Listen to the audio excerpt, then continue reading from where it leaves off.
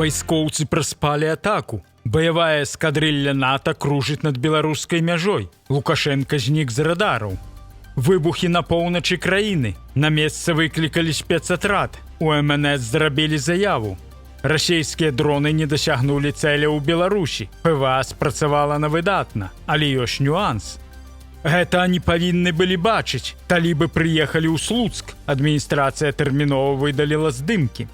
Пахаванне ў сталіцы. Сабралася ўся палітычная эліта. Прэзідэнт выказаў спачуванні. Добры дзень, нядзеля. І ў нас на канале чарговы выпуск навін. НАТО пасылае сігнал не толькі Пуціну, але і Лукашэнку. Польская Жэчпасполіта звярнула ўвагу на незвычайную актыўнасць авіяцыі Альянсу каля Калінінградскай вобласці. У небе над Польшчай працавалі знішчальнікі, самалёты-разведчыкі, паветраныя запраўшчыкі і авакс. Паводле выдання, гэта магла быць адпрацоўка хутка адказу на магчымую расійскую атаку. У гэтай сувязі цікавы беларускі трэк. Жэчпасполіта адзначае, афіцыйны Мінск гэтым разам падазрона ціхі. Беларускія вайскоўцы заяўляюць, што на заходніх межах усё стабільна, пагроз няма, а кантакты з Польшчай, Літвой і Латвіяй захоўваюцца. Лукашенко таксама не спяшаецца раскручваць звыклую ваенную рыторыку. Польскае выданне разважае. Гэта можа быць альбо маскіроўкай, альбо Лукашенко сапраўды разумее наступствы. Бо ў выпадку канфлікту Расіі з НАТО Беларусь амаль непазбежна стане расійскім ваенным тылам і сама рызыкуе трапіць пад удар у адказ. І вось тут для Лукашэнкі выбар вельмі непрыемны. Чым глыбей Беларусь уцягваецца ў вайсковыя планы Пуціна, тым менш у самого Лукашэнкі застаецца прасторы для манеўру. А вялікая вайна ў рэгіёне, як адзначае Жэчпасполіта, можа канчаткова пахаваць нават рэшткі беларускай аўтаноміі ад Масквы. Спадзяемся, што ўсё ж гэта не здарыцца. У мінулым выпуску мы ўжо паведамлялі, што раніцай 22 жніўня ў паветраную прастору Беларусі заляцелі як мінімум 12 расійскіх дронаў-ракет «Бандероль». Праз няпрошаных гасцей у неба давялося падымаць беларускую вайсковую авіяцыю. І цяпер стала вядома, чым скончыўся палёт аднаго з такіх апаратаў. Паводле украінскага маніторынгавага канала «Ока Гора», каля 4 раніцы адна «Бандероль» заляцела ў Беларусь і праляцела каля 120 кіламетраў углыб краіны. Агульная працягласць яе маршруту склала прыкладна 306 кіламетраў. На перахоп падымалі беларускі Су-30. Аднак, як сцвярджаюць маніторынгавыя рэсурсы, збіць расійскі беспілотнік не атрымалася. У выніку праблема вырашыла сама «Бандероль». Меркавана ў яе проста скончылася паліва і апарат зваліўся ў полі ў Петрыкаўскім раёне. Ушінт-аналітыкі мяркуюць, што гэта адбылося каля вёскі Лучыцы. Вось такая атрымліваецца саюзная супрацьпаветраная абарона. Расійскі дрон 120 кіламетраў ляціць над Беларуссю, за ім падымаюць Су-30, а спыняе яго ў выніку не знішчальнік, а пусты паліўны бак. Можа, ўрэшце і расійскую армію гэта спыніць? Выбухі гучалі не толькі на поўдні краіны, але і на поўначы. Праўда, апошнія былі мірныя. У пасёлку Партызанскі Вілейскага раёна выбухатэхнікі спецатрада «Зубр» знеслі неэксплуатаваны заводскі комін. Як паведамілі ў МНС, усё прайшло без здарэнняў і заўваг. На гэты раз абышлося без дронаў, дыверсій і трывог. Проста яшчэ адзін аб'ект, які ўжо нікому не патрэбны, акуратна паклалі на зямлю. Лукашенко, калі прыходзіў да ўлады, абяцаў запусціць заводы. Вось і запускае іх паціху. Часам проста ў неба. У Слуцку вырашылі пачаставаць гасцей з Афганістана. На мясцовы сыраробны камбінат прыехала дэлегацыя прадстаўнікоў Талібана. Ім паказалі вытворчасць, а потым наладзілі вялікую дэгустацыю.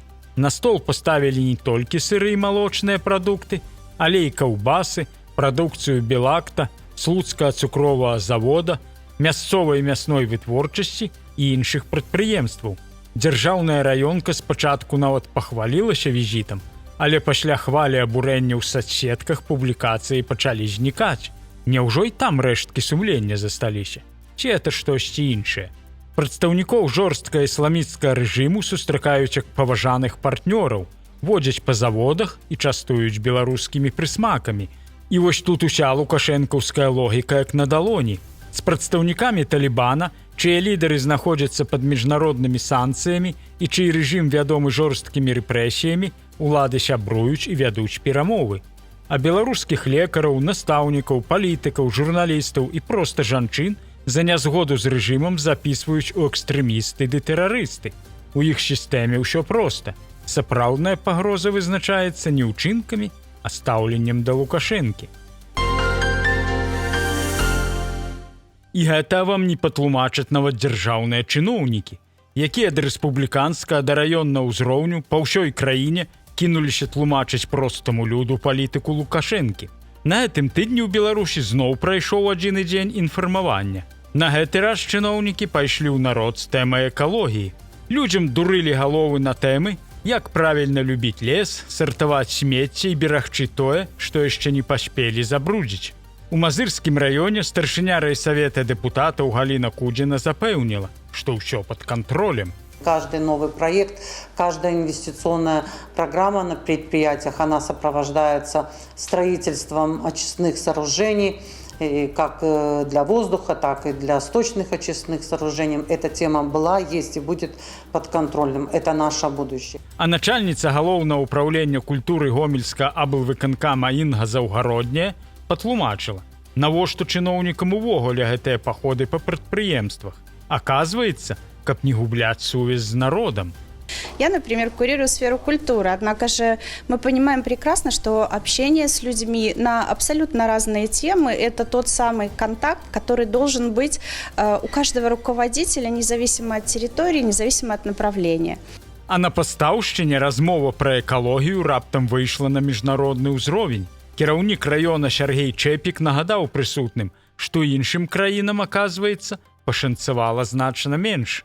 Другие страны, они не имеют этого всего.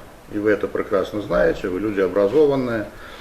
И то, что сегодня у нас есть, нам необходимо беречь и приумножать. И за то время нашего суверенитета Республики Беларусь у нас где-то больше 1 миллиона гектар посажено леса. Это очень серьезная цифра. Вось так і выглядае экалагічная асвета па-беларуску, дакладней па-лукашэнкаўску. Каб не кінуць паперку міма сметніцы, патрэбны райсавет дэпутатаў, аблвыканкам, кіраўнікі прадпрыемстваў і цэлы адзіны дзень інфармавання.